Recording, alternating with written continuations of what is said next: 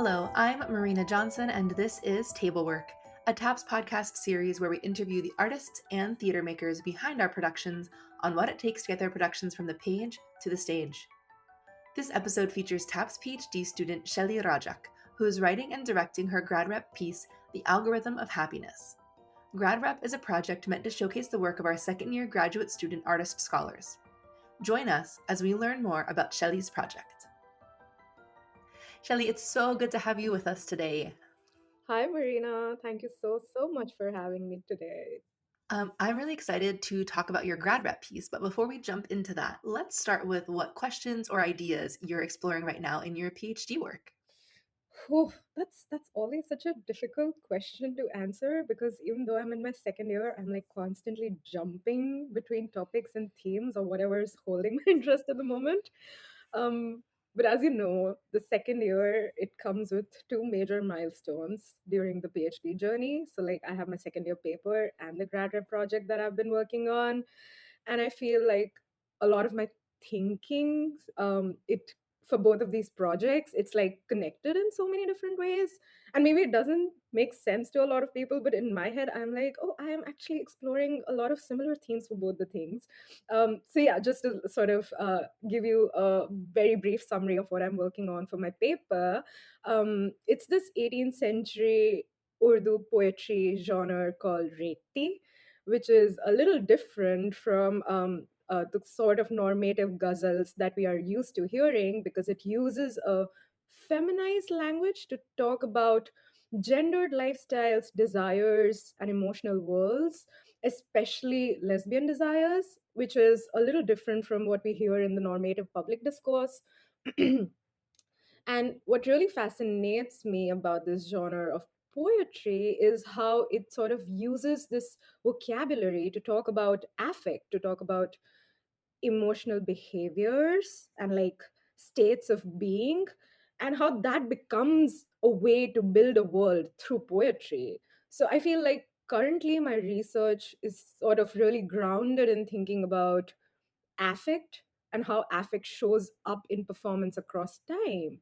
And I think this is how I feel there's like this common plug between both the projects that I'm working on, because I am really thinking a lot about emotions and feelings and how they're not just personal psychological states, but sort of give us a sense of social infrastructures, how they can be read as social infrastructures.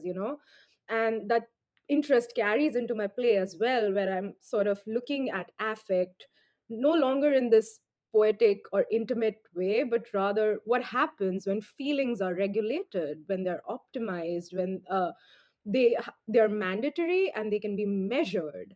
So yeah, I think my play then becomes a way of thinking about emotions and affect just in a contemporary register rather than the 18th century. So yeah. Oh, that's so fascinating. Thank you for that explanation.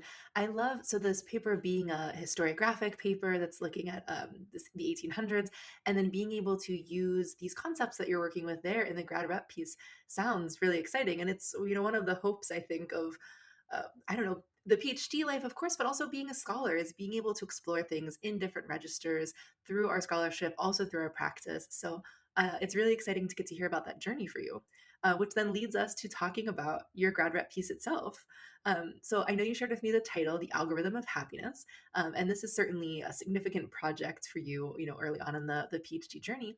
Can you tell us what the project itself is like, and then also what sparked the idea of this piece for you?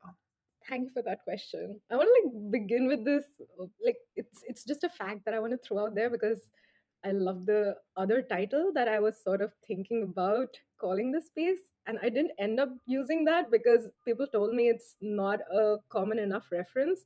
But yes, now the piece is called The Algorithm of Happiness. But I started thinking about this piece as Sisyphus with a space bar.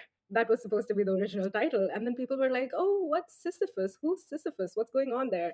And I know, exactly. That was my reaction as well. I love that title. Oh my goodness. Yeah, it's a great title. But yes, it's The Algorithm of Happiness. And I think I originally started off thinking about it as like this wild what if question, like what if capitalism fully merged with affect in a completely digitized future. Like, what would that look like? What if happiness is no longer just a feeling? What if it's more necessary? What if it's like an essential resource for survival? What does that mean for humanity? So essentially, the play is this piece, which is set in a dystopian, post apocalyptic, what I call the post collapse future, where society as we know no longer exists. And there's this algorithm called the algorithm of happiness, which governs life. My protagonist is a scholar like us who resists the system, but then is forced to engage with it in order to avoid exile.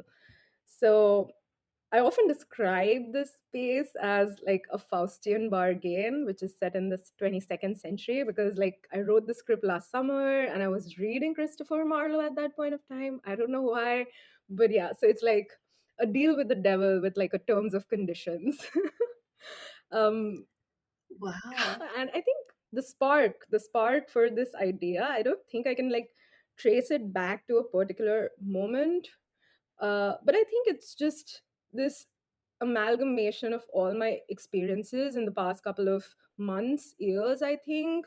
My experiences in therapy, my experiences as an artist, and just I think living on the Stanford campus and, the general Bay Area, because we are constantly surrounded by all these promises of technologies, right? Which offer care, which offer promises of welfare and optimization and emotional well being. And I know as scholars, especially as humanities scholars, we are sort of having similar conversations around these themes in some form of or other in our regular lives. But we always are constantly bombarded with this information about these new AI tools, new apps and softwares, for emotional regulation, for biological tracking, these wellness platforms, how to increase your productivity, how do you manage efficiency. So all of them, I feel they offer some kind of relief in this world, which I feel is so driven by capitalism, by this constant sense of competition. It's so fast. And the question that I always have is, what is the cost of using them? And there are some obvious answers. The cost is, well, our privacy and our personal information. The cost is the common natural resources that we are wasting when these technologies are being used, yes. But Marina, I also feel there's like some shred of humanity which is sort of being lost when we rely upon all these apps so much. And I think it is this conflict, this tension that has really stayed with me. And then I sort of began imagining this world where these logics, these tensions, these conflicts, they are no longer optional. They are no longer something which can be ignored, but then they become mandatory. And then how does society, how does life change in response to this? So I think, yeah, that's sort of like the philosophical conundrum I want to deal with through my play. I love that set of provocations and the questions that you're working with, especially at Stanford, where we have so much discussion around AI, around tech. I mean, we're, in Silicon Valley. And so having these questions and conversations here seems particularly productive and also maybe particularly sticky, which is great and very rich. For this piece, I'm sure you're collaborating with many people. Can you tell us about some of those collaborators? And then how have those collaborations sort of taken up these questions and shaped the work? The project has been deeply, deeply collaborative. At this point of time, I say I'm the writer and the director, but I do not know how much credit I can honestly take. And this is extremely ironic because I set off on the grad rep journey thinking that I'll have the most skeletal team possible, like as few members, just because logistics. And now I have a team of 4 designers and 4 cast members, and then there's the stage manager, and then there's me. So it's like an entire team. Um, and in retrospect, that makes sense. It makes complete sense because this is my first time directing a piece at all. Till now, I have primarily worked as a dramaturg, as a playwright. And every time I have sort of confessed this to people, they have pointed out that I did set myself a very ambitious, difficult project, so to speak, for my first time directing. Because as I mentioned, I wrote this script only last summer. And I ended up writing a character which is almost completely unseen on stage. That character never appears. So it's a two-hander. The entire play follows this conversation, therapy style, and then there's one character which is almost never visible. And that I'm talking about the AI character in my play that is primarily sort of formed through elements, design elements such as sound, light, projections, set, atmosphere, etc. So, and the play takes complete, like it takes place in one setting inside the scholars, the protagonist's room, and it is almost always empty except for her. So then, as a director, absence, it became a real problem for me to solve because I have to somehow hold the audience's attention for those 45 minutes, 60 minutes, whatever. Um, and the entire weight of the attention is going to be on that one character for the entire duration. So then I realized that design was the element that had to do a lot of the job of holding that presence. So because of that, I feel my designers are not just collaborators. I think they shape the world of the play itself. And I remember one of the first people that I talked to when I thought of this project was Eto Murakami, who is a PhD student in the music department and has worked closely with TAPS before. And I have been in a couple of classes with him as well. So I knew that if I was sort of thinking about building a technologically mediated future, sound wasn't just an element of creating atmosphere for me. It wasn't just a decoration, it had to be the character itself. And I also knew that Ado is the person that I want to work with when I'm thinking of sound as a character of its own. So yeah, he's like the first person that I approached with this idea, and my entire journey of writing the script, we have been in constant conversation about what we want to explore and how do we shape the entire personality of the AI so that we get to explore those techniques of sound that he wants to experiment with.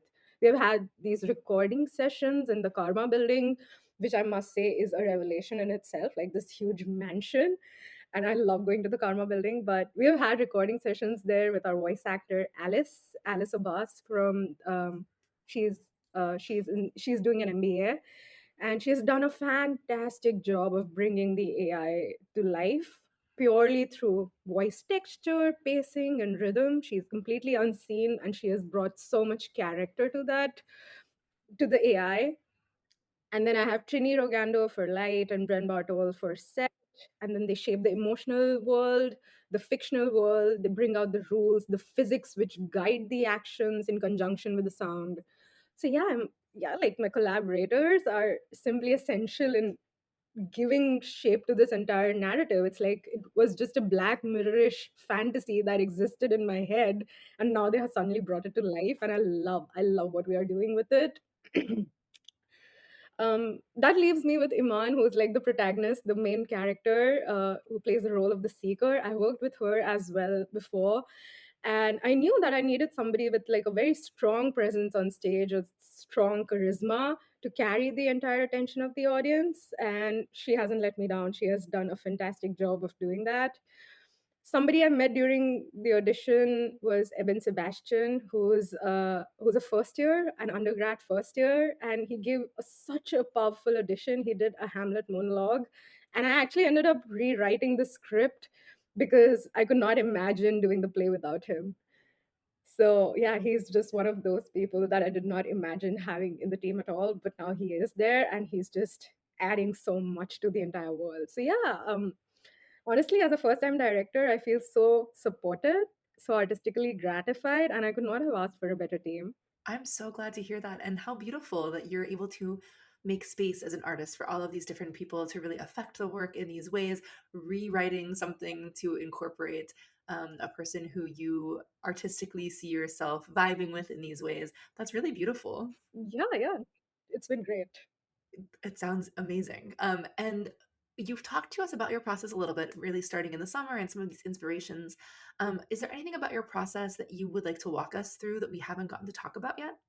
I think the first thing that comes to mind is that, like, it has been a learning process for me, like the entire process of grad rep, especially because, as I said, this was my first time directing, and I have worked only as a dramaturg and a playwright before this, and text is my primary medium of expressing myself. There's been a learning curve. There's been a learning curve, and like it's been this process of taking off my playwriting hat and putting on my director hat, and just shifting gears in that sense. Um, I began the process last summer, and there have been multiple rewrites of the script since then. And initially, the process started off in conversation with Ato and Iman. So, sound and performance have always, I wrote the script around Iman. Performance in that way, her personality has shaped the entire script since the beginning, I must say. Initially, there were multiple rewrites after a lot of feedback sessions with Diana Loser and Michael Rao, who are my advisors for the graduate project. uh, their feedback sort of really helped me think about form and clarity, because I was writing about a fictional world and creating something out of nothing. So I'm extremely grateful for all the time and the guidance that they gave me while I was shaping the script.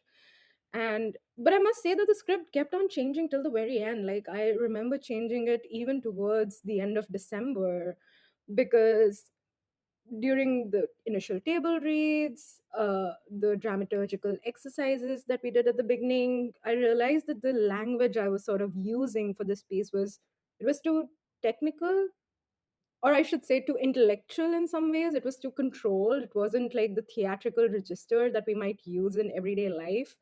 And I realized it was because I was too bogged down in these kinds of philosophical arguments that I was exploring, and how to bring out the nuances. And I wasn't using the stage as it's supposed to be used to push these boundaries of what is possible and what is real, and take it into the realm of the fantastical to imagine the wildest what if scenario. So I remember I crafted like a bunch of dramaturgical exercises from Eleanor Fuchs' piece. Small Planet, something Small Planet, I forget, there's a title there. Yeah, but I like used Eleanor Fuchs and her rules of crafting a fictional world to sort of have all these exercises where I brought the team together and asked them to imagine what are the rules of this world, what are the things that we need to stick to no matter what is the physics that drives this fiction forward, what is the agon in some way. So then rehearsals became a space where we were testing and experimenting with these laws a lot. And as a writer, this was difficult for me, because one of the questions that I posed for the entire team was, what can be shown without being said? So we were constantly trying to replace text with actions. We were constantly trying to pull back on the words as much as possible. And I think Karishma and Yutsa, my TAPS colleagues, have been a huge help in sort of guiding me through this process of switching gears and like learning to think as a student director rather than as a playwright. So like really grateful for them. Yeah, so yeah, that's the process for me, and I'm still learning on the job. I'm still figuring things out as they come, and I'm just trying to answer questions, some overall questions for me, such as, what does direction mean for me? What role does collaboration play in my piece? And what are the questions that I'm trying to answer? And why theater is the best medium for answering these questions, I guess. So that's what I'm sort of looking at through this process. Oh, that's incredible. And I'm glad that you have such great colleagues and collaborators in this work with you. The piece itself, The Algorithm of Happiness, sounds really exciting. And it's been a joy to get to hear about the questions you're working with as a scholar, as an artist, and as an artist in these different ways, as a director, asking different questions than as a playwright. And sort of getting to hear you navigate that makes me even more excited to get to watch this piece very soon, as I'm sure everyone listening is as well. So thank you so much today for speaking with us about your grad rep. Of course, no, it's been a pleasure.